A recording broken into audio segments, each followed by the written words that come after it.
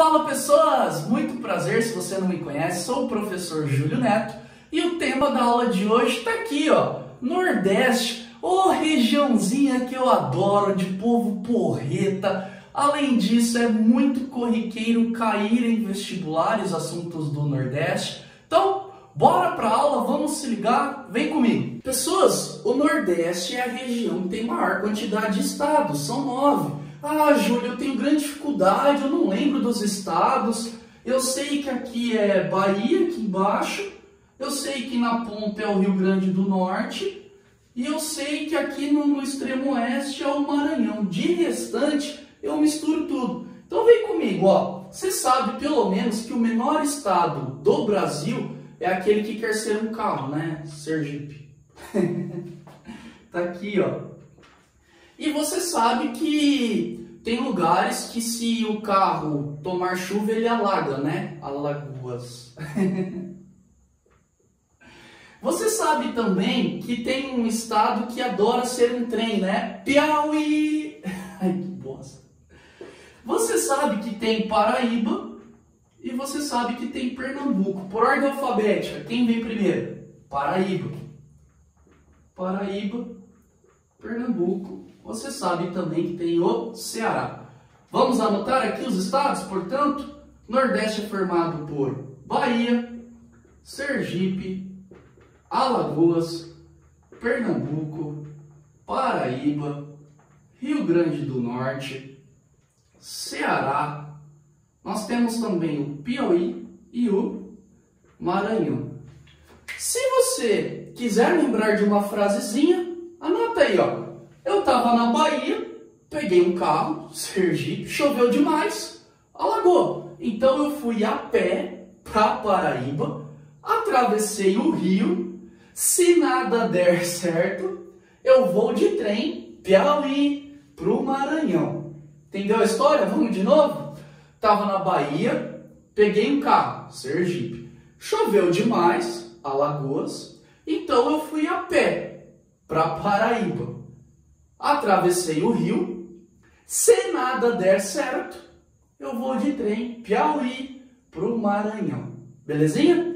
Pessoas, você está vendo aqui, ó, que tem um U? Isso aqui, ó, um U ou uma ferradura, significa uma baía. Júlio? Bahia se chama Bahia porque tem uma baía? É. Alagoas se chama Alagoas porque tem muita lagoa? É. Às vezes a coisa é lógica, tá, gente? Ó, nessa região aqui é o famoso recôncavo baiano. Nós já vamos falar disso aqui depois, tá? O recôncavo baiano está inserido nessa região que tem a Bahia, que é a famosa Baía de Todos os Santos, tá? Pessoas, o Nordeste tem a maior representatividade no Senado. São 9 estados, cada estado tem 3 senadores. Isso significa 27 representantes. Tá, Júlio, por que você está falando isso? Se eles fossem unidos, eles poderiam defender vários interesses da região. Só que eu tenho muitos interesses individuais, isso prejudica. Eles poderiam, por exemplo, trazer investimentos econômicos, melhorias sociais, arrecadação de verbas. Parece bobagem o que eu estou falando, mas isso já foi questão, por exemplo, da Unicamp. Vamos ficar ligado nisso, tá? Outra questãozinha. O Nordeste apresenta os maiores problemas socioeconômicos. Eu estou falando, por exemplo, dos piores índices de IDH no Brasil. Eu estou falando da região com alta taxa de analfabetismo. Eu estou falando de uma região que tem um turismo sexual muito explorado, infelizmente pela desigualdade social. Uma forma de renda para as famílias é a venda sexual aí de crianças e adolescentes. Eu estou falando também de doenças sexualmente transmissíveis com altos índices, elevadas taxas de desemprego. Portanto, o governo ele precisa intervir na região. É função do governo promover melhorias sociais e econômicas. Eu não estou aqui para discutir se Bolsa Família é o ideal, eu não estou para discutir se transposição de São Francisco faz sentido. O que eu estou para afirmar para vocês é que sim, é necessário uma intervenção do governo para melhorar as condições daquela região, uma vez que é a região que tem os maiores problemas, beleza? Isso justifica o Nordeste, por exemplo, ter os maiores valores de Bolsa Família do país, tá? Uma outra questão aqui, ó, é a segunda região mais populosa, só perde para o Sudeste, mas eu vou contar um babado para vocês. A maior cidade nordestina não fica no Nordeste, né? Como assim? São Paulo tem mais nordestinos do que qualquer outra cidade no Nordeste. Só em São Paulo vivem aproximadamente 5 milhões de nordestinos. Júlio, mas por que esse valor tão elevado? Aqui, ó, historicamente é uma região de repulsão. As pessoas saem do Nordeste em busca de condições melhores de vida. Várias obras literárias mostram isso. Nós temos também músicas comentando sobre isso, Asa Branca, né? Não precisa nem comentar. Então, é uma região historicamente de repulsão, saída de pessoas, tá certo? Júlia, é só para o Sudeste que essas pessoas vão? Não necessariamente. O Sudeste é o maior destino, mas não necessariamente o único. Pega, por exemplo, Brasília. Brasília foi construída basicamente por nordestinos. Tanto é que eles são chamados lá de candangos. Serra Pelada, muitos nordestinos migram para lá. O ciclo da borracha, o que vai de nordestino para o ciclo da borracha, tá certo? Então, historicamente, os nordestinos saem para outras regiões em busca de melhores condições. Temos também estados nordestinos com altos índices de violência. Dando zoom exclusivamente para o Nordeste, os estados que lideram é o Rio Grande do Norte, em relação à quantidade por habitantes. A cada 1.000 pessoas, nós temos 68,2 assassinatos. E em quantidade geral, o estado da Bahia é o que tem mais assassinatos, segundo dados do IPEA. Estados com maior desemprego do Nordeste. O estado com maior desemprego do Nordeste é o estado da Bahia. Uma das justificativas também é porque é o estado mais populoso, tá certo? E aqui, pessoas, está um dos segredos para os problemas do Nordeste. A região apresenta elevada concentração fundiária. A ideia do coronelismo ainda está enraizada. Isso faz com que poucas pessoas tenham grandes extensões de terra. Aí vamos pensar, a população do Nordeste não tem alto índice de escolaridade, o Nordeste não tem uma alta concentração industrial. Isso faz com que a população, de modo geral, possa trabalhar aonde? Uma das ideias seria no campo, só que para elas trabalharem no campo, elas precisam de terra, e a terra lá é muito concentrada. Esse é um dos motivos que faz o Nordeste ter um alto índice de pobreza, devido à sua concentração fundiária. Tranquilo? Deu para ter uns aspectos gerais sobre o Nordeste? Agora vamos entrar de cabeça nos aspectos naturais? Vem comigo. Quando observa a região nordestina, ela não é toda igual, ela tem características específicas. A geografia observou isso e dividiu em 4 sub-regiões. E aí, características naturais foram fundamentais, como por exemplo o clima, a vegetação. Quando eu observo o litoral do Nordeste, é uma área com clima tropical, eu tenho a presença de Mata Atlântica, portanto foi-se dado o nome de Zona da Mata, porque tem mata, tá? Eu tenho também, ó, a maior parcela do território nordestino na presença de caatinga, clima semiárido, e aí foi-se dado o nome de sertão. Entre o sertão e a zona da mata, eu tenho essa faixa aqui que é uma faixa de transição, não é nenhum nem outro, transita, muda, e aí é chamado de agreste.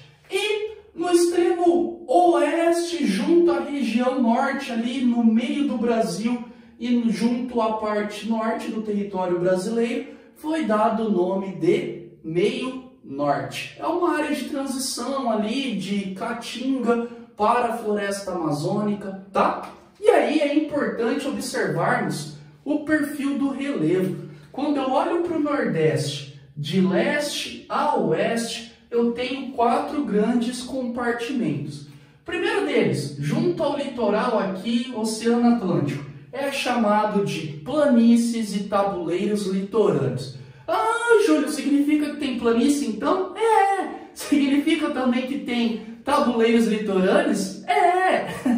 E então eu posso observar algumas características, como por exemplo, formação na era Cenozoica. Cenozoica é a era mais recente da Terra. Isso significa que tem uma estrutura sedimentar e tem vários tipos de rocha sedimentar. Aqui o destaque é o arenito, que resulta em areia. E areia significa praia. Por isso que no Nordeste nós temos aí praias sensacionais, praias aí exuberantes. Outra característica importante são as falésias. Se você não lembra o que é uma falésia, tem uma videoaula minha falando disso com o título Tipos de Relevo. Dá uma olhada depois para relembrar.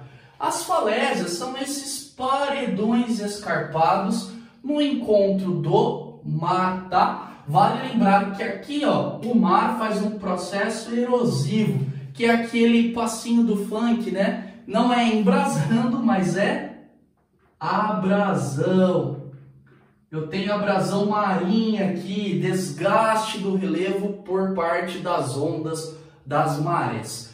Então, essas falésias do Nordeste, elas têm formações sedimentares. Tem uma super famosa que gera umas paisagens sensacionais, que é a formação Barreiras.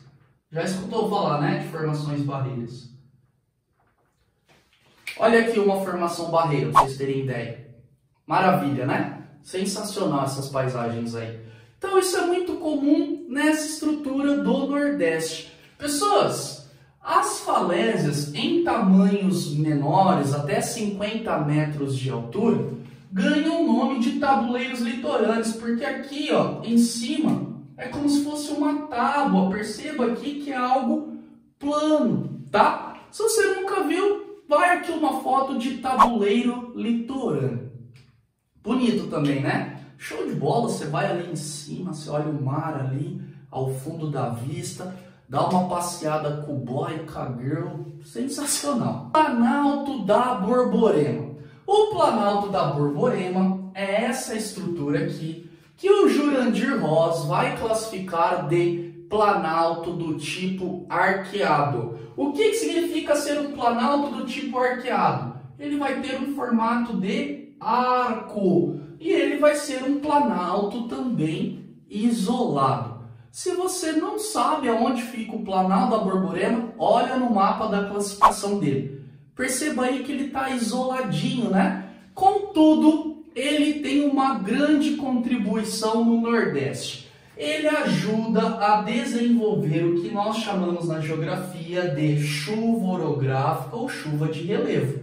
É quando eu tenho uma barreira geográfica, o vento úmido ele não consegue teletransportar essa barreira, ele precisa subir. No que ele sobe, ocorre um processo de resfriamento, aí eu tenho um processo de precipitação, chuva, chove de um lado, não chove do outro. O lado que chove é chamado de barlavento, o lado que não chove tem um nome bem sugestivo, sotavento. Isso colabora para que o outro lado desse planalto, que é onde eu tenho a estrutura aqui do sertão, forme uma área seca, com clima semiárido.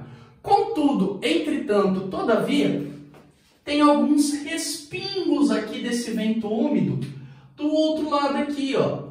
Isso faz com que ali forme um solo mais molhadinho e aí nós vamos ter os famosos brejos nordestinos, tá? Os brejos são oriundos aí desse processo de chuva orográfica.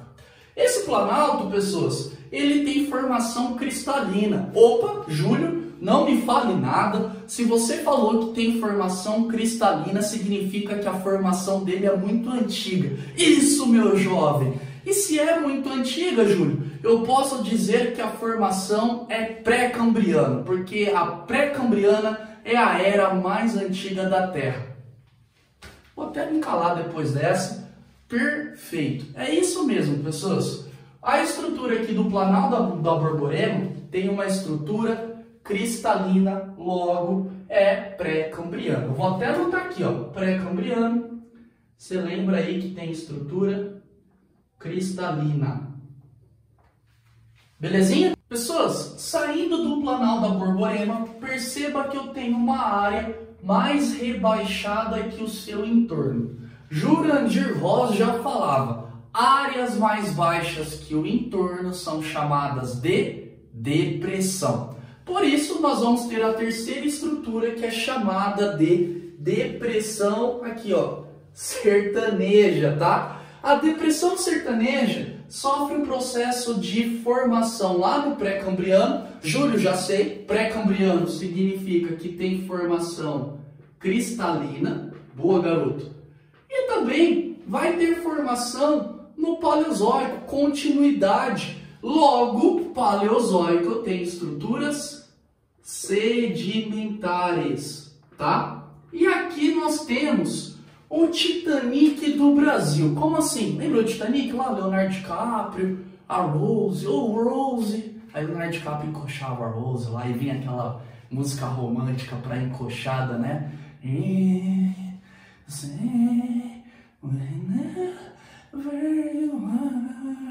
Se é funk, viraria a encoxada do Hollywood. Mas como tocou música romântica, virou uma cena romântica aí. Pessoas, ali eu tenho os Inselbergs. Inselbergs são estruturas que formam-se em áreas de clima semiárido. Se você nunca viu o Inselberg, eu vou te apresentar. Esse é um Inselberg. Perceba, portanto, que o Inselberg são morros testemunhos. Ele testemunha que antes essa área toda tinha essa elevação, que com o tempo foi sofrendo o processo de erosão e desgaste. É o iceberg do continente. Você escutou falar de Inselberg? Lembra do domínio da Caatinga, que é onde está inserido o Inselberg? Pois nós temos estrutura de clima semiárido. E aí, olha só, saindo da depressão, eu entro num outro planalto. Contudo, eu tenho uma estrutura extremamente íngreme aqui. Toda vez que eu tenho uma estrutura íngreme, com grande inclinação, eu tenho um relevo escarpado. Isso aqui na falésia, portanto, é uma escarpa. Escarpas são paredões que são formados, tá? Portanto, aqui, ó, lá no Nordeste, é a famosa escarpa. É o peixe que não é mais peixe, né? Escarpa de Ibiapaba. A partir da escarpa de Ibiapaba, eu tenho a quarta estrutura importante, que é o Planalto e Chapada da Bacia do Parnaíba. Opa! Se apareceu a palavra bacia, significa que envolve uma estrutura sedimentar. Isso faz eu afirmar que essa estrutura de relevo tem formação lá no Paleozoico, quando começam as primeiras bacias sedimentares, e até os dias atuais, que é a era Cenozoica. E aí eu vou ter essa estrutura sedimentar com presença de areia, e também eu posso ter ali a presença de argila.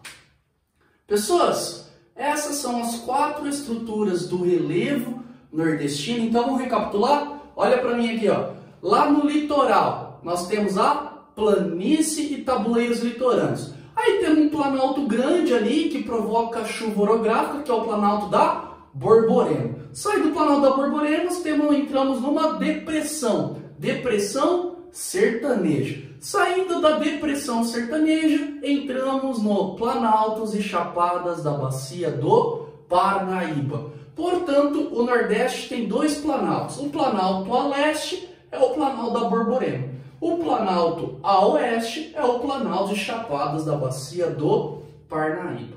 Beleza? Vem comigo, dá uma olhadinha aqui nos climas nordestinos. Nós temos então o equatorial. Júlia, equatorial, Nordeste, como assim?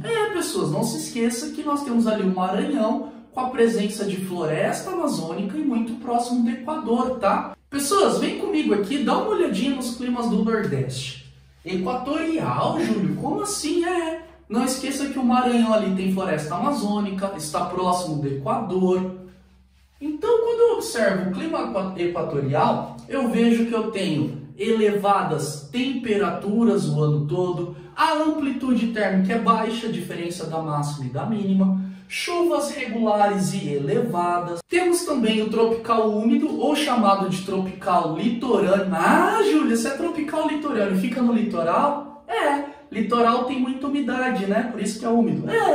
As coisas fazem sentido na geografia, tá? E aí, pessoas, não se esqueça que por ser tropical, tem uma estação chuvosa e outra mais seca. E aí, no Nordeste, o tropical úmido tem chuvas mais concentradas no inverno, por conta do encontro das massas de ar. Qual massas de ar, Júlio?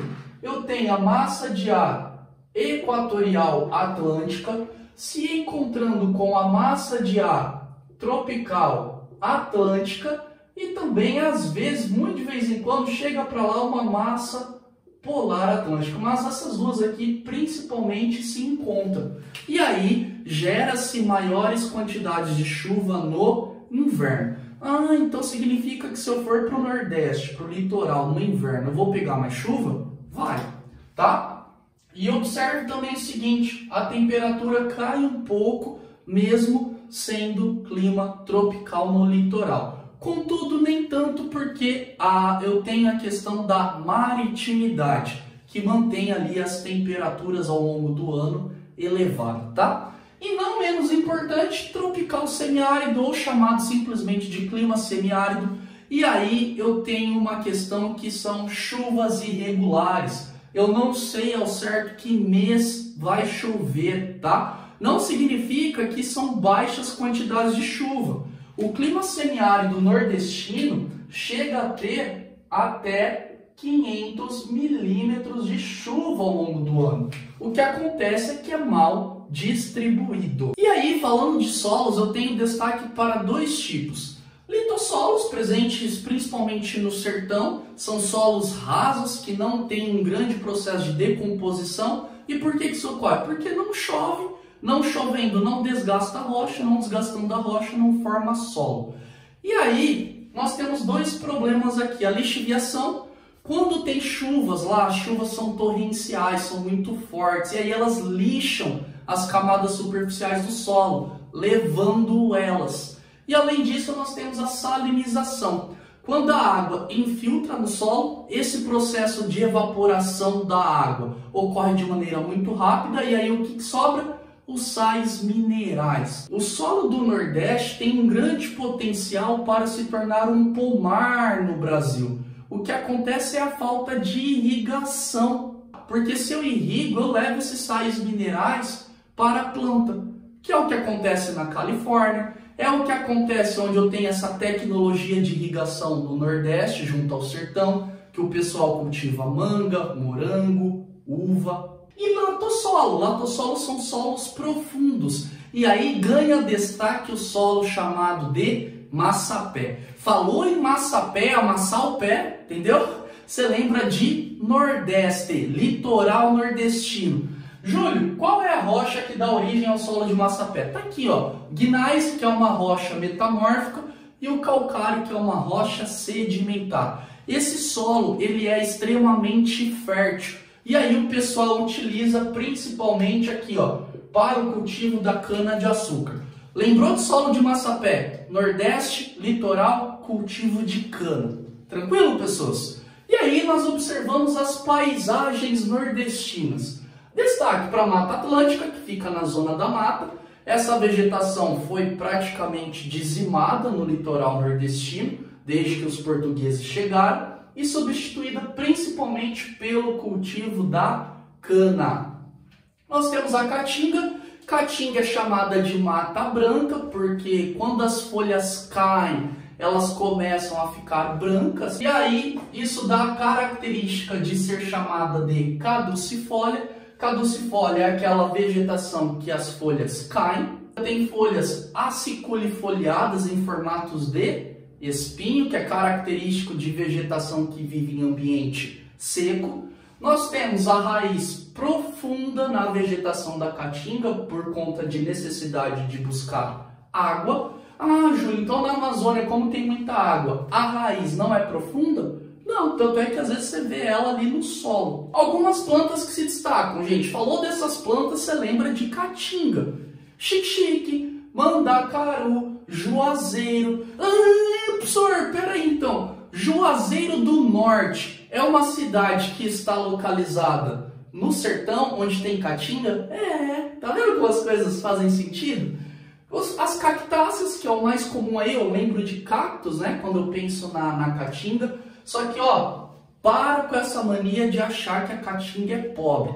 A caatinga tem uma alta biodiversidade, tanto de animais quanto de plantas. E nós temos também a Mata dos Cocais. Mata dos Cocais fica ali no Maranhão com o estado que quer ser trem, né? Piauí. E ali, pessoas, é uma faixa de transição entre a floresta amazônica e a caatinga. Nela se desenvolvem coqueiros, entre eles a carnaúba e o babaçu. E aí você tem uma atividade muito importante que é o extrativismo deles.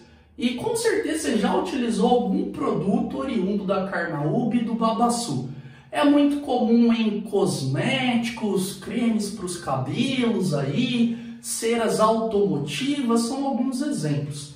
E não poderia faltar da Amazônia, mas eu não vou falar agora de Amazônia, tá? Deixa para a região norte. O que é legal você lembrar? Que o Nordeste, o Maranhão, tem floresta amazônica. Então, a Amazônia Legal, que é a área territorial de floresta amazônica no Brasil, envolve também o Nordeste, o estado do Maranhão. Amazônia não significa exclusivamente região norte do país. Agora vem aqui para a hidrografia. E se a hidrografia é água, vocês me dão licença aí, mas deu até sede falando disso.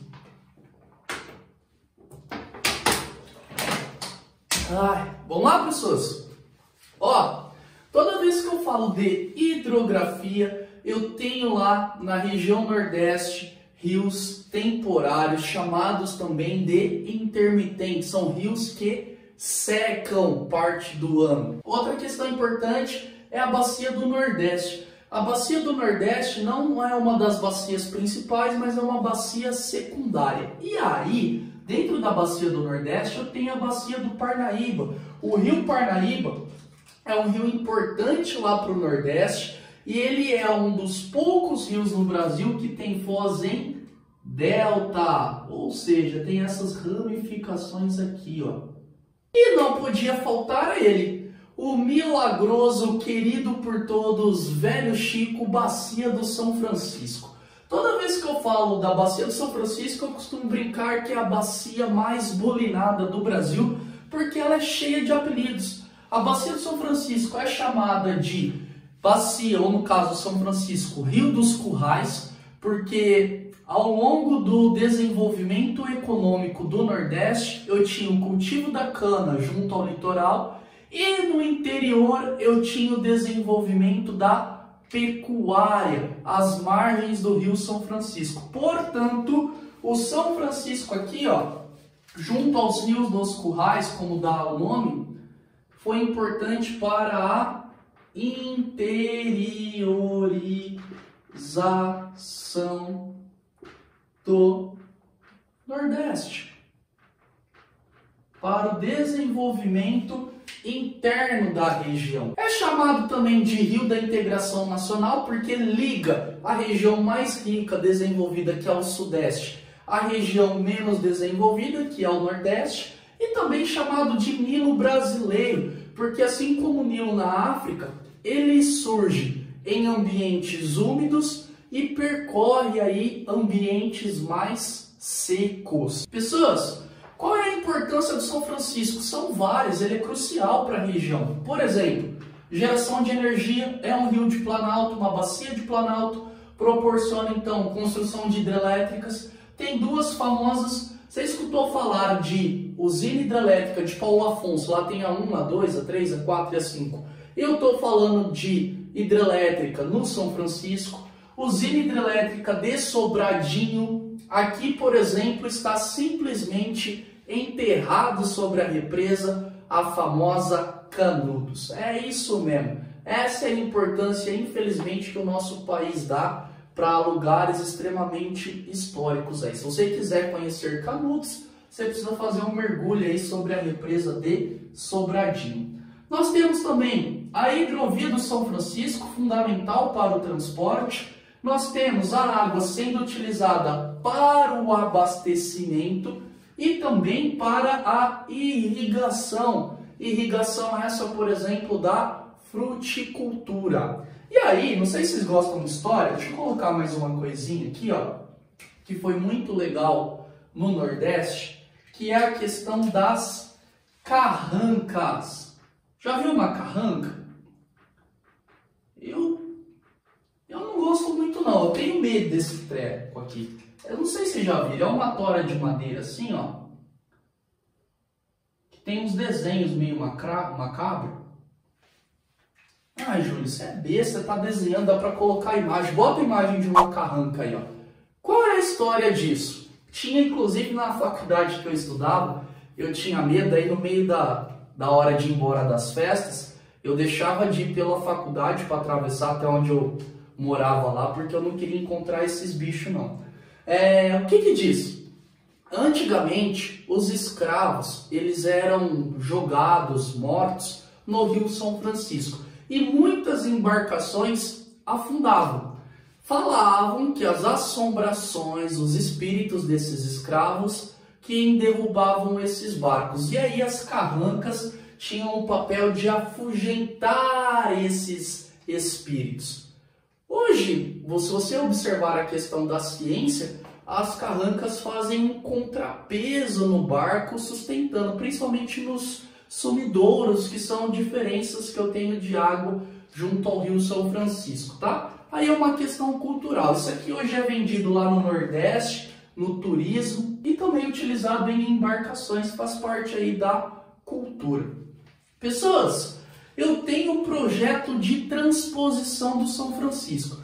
Vamos entender aonde está a bacia do São Francisco? Vamos colocar em prática o nosso mapa do Nordeste com as regiões, com base naquela historiazinha? Então vamos lá? Eu estava na Bahia, aí eu peguei um carro, Sergipe. Choveu demais, alagou, então eu fui a pé para Paraíba.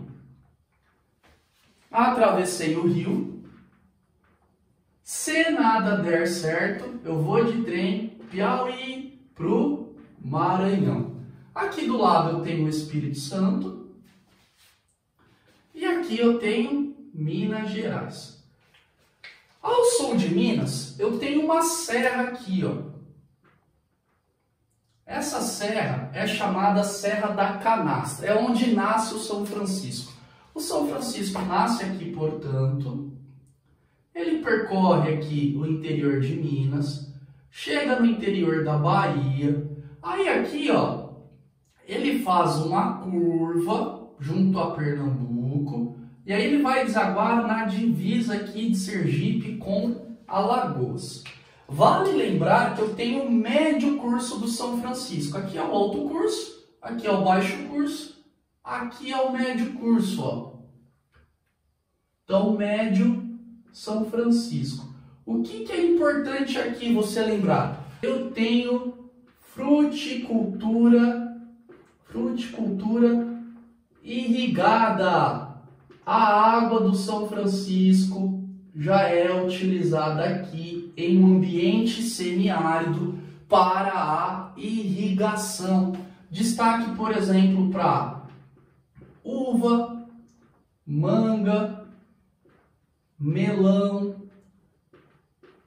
Júlio, é a população quem consome esses produtos? Não, são produtos exportados. Inclusive eu fiz uma vez um trabalho de campo lá e tem umas mangas lá que eles desenvolveram, super pequenas assim, e eu perguntei pro produtor, né, por que manga pequena? Aí ele comentou que como vai para a Europa, Países Baixos, por exemplo, lá eles não têm o hábito de levar a fruta para casa, consumir parte dela e guardar na geladeira. Primeiro que, claro, você perde as propriedades minerais da fruta, né? E segundo que, como eles moram a maior parte de famílias pequenas, às vezes sozinhos, eles não gostam disso. Então foi desenvolvido frutas específicas para aquela população. Você está me dizendo que as águas do São Francisco não abastecem parte da população brasileira, mas abastecem o mercado europeu, por exemplo? É isso que eu estou te dizendo. E aí, pessoas, qual era a ideia? A ideia e se eu desviar esse rio para as outras regiões aqui, ó, que tem clima semiárido? Então eu pegar o rio e desviar, ó, levando para o interior do Nordeste, levando para a população, principalmente sertaneja, de baixa renda. Aqui, portanto, é onde eu teria um projeto de transposição. Júlio, e quando começou isso? Isso começou com um presidente no Brasil nordestino que teoricamente conhecia a realidade da população e, pensando numa melhoria para elas, lançou esse projeto de transposição. Isso aqui está atrelado ao Programa de Aceleração do Crescimento durante o governo do Lula aí, em 2006. A transposição de São Francisco é um dos projetos do PAC. E aí é uma brigaiada na geografia, por exemplo, quando se discute a transposição. Porque tem pontos positivos e negativos. Eu coloquei 3 pontos positivos e 3 negativos para vocês pensarem aí. Primeiro deles, se eu levo água para a população de baixa renda aqui, eu tenho a fixação da população no Nordeste. Eles não irão precisar se deslocar para outras regiões no Brasil. Se essas pessoas estão produzindo, se essas pessoas estão trabalhando, eu vou ter desenvolvimento econômico, essas pessoas vão ter renda. Tendo renda, você consome outros produtos, a economia circula. E também eu tenho diminuição da fome, essas pessoas vão produzir alimentos, vão parar de passar fome, e no Brasil tem milhares de pessoas que passam fome, principalmente no Nordeste, inclusive algumas infelizmente aí chegam a morrer. Eu, graças a Deus, nunca passei fome, mas dizem que é uma das piores coisas que um ser humano pode sentir aí. E essa fome que a gente sente de fim do dia, eu tô com uma fome, não é essa não, gente. Dizem que dói literalmente o estômago quando você não tem nada para comer. O Brasil, inclusive, havia saído do mapa da fome da ONU, mas retornou. Nós temos no Brasil, em pleno século XXI, com todas essas terras, com água, enfim, pessoas que passam fome. E pontos negativos. Quais seriam os pontos negativos da transposição? Primeiro, mudança no ecossistema. Temos que lembrar que o ecossistema predominante aqui é a caatinga. A vegetação ali está acostumada com o ambiente seco. Uma vez, quando eu era pequeno, eu pedi um cacto para minha mãe. Fui no mercado, eu quero cacto, me dá um cacto, não sei o que, minha mãe me deu um cacto. E eu cuidei desse cacto e eu tinha aprendido que o cacto era uma planta de ambiente seco, mas não porque é natural do cacto viver nesse ambiente. Eu achava que o cacto passava sede e eu dava água todo dia pro cacto. O que aconteceu? Eu matei um cacto. É isso mesmo, eu tenho trauma até hoje. Eu consegui ser uma pessoa capaz de não cuidar de um cacto e matar o bicho aí, o ser vivo. As plantas aqui, se eu levo maior umidade, elas não irão sobreviver. Eu vou ter uma adaptação Darwin aí. Outra questão importante, seca do Rio São Francisco. O Rio São Francisco nasce aqui na Serra da Canastra. É um clima aqui tropical de altitude. Isso faz com que o rio, ao longo do seu curso, não seque. É um rio perene. Só que se eu fizer o processo de transposição, geógrafos aí, outras pessoas vinculadas às questões hídricas, alegam que o Rio São Francisco não irá suportar. E vale um adendo aí, a Serra da Canastra, que é onde o Rio São Francisco nasce, está passando por um processo de desmatamento. Precisa ficar ligado nisso aí, atualidades. E questão de corrupção. Até hoje a transposição do São Francisco, que foi lançada lá em 2006, não foi concluída. Você tem aí várias denúncias de desvios de verbas, obras inacabadas, superfaturamentos, fazendo com que a ideia inicial seja aí manchada e não aceita por boa parte da população. Beleza, pessoas? Por hoje é só. Essa foi a nossa primeira aula do Nordeste, etapa 1 aí. Temos a saga 2, temos a saga 3. Fica ligado aí. Se você gostou, curte, compartilha, comenta, se inscreve no canal, ativa a notificação para você receber aí a parte 2 da saga Nordeste. Belezinha? Tamo junto, até a próxima. Tchau, tchau.